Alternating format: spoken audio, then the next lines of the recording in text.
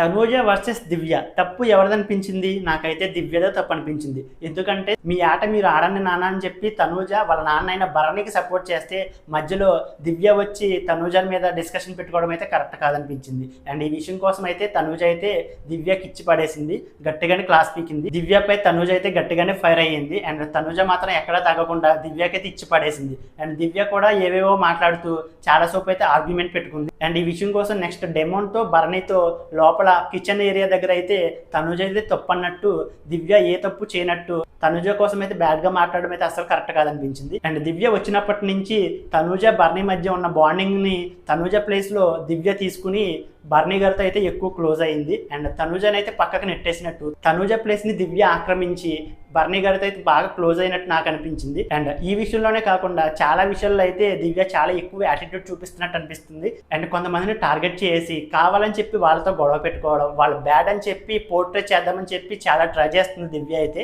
దివ్య behaviour అయితే నాకైతే అస్సలు నచ్చలేదు. అండ్ దివ్య తనుజ విషయంలో ఎవరైతే తప్పు అనిపించిందో అండ్ దివ్య బిహేవియర్ వైల్డ్ కార్డ్గా వచ్చినప్పటి నుంచి మీకేమనిపించిందో వీడియోని లైక్ చేసి మీ అభిప్రాయాన్ని కామెంట్ చేయండి.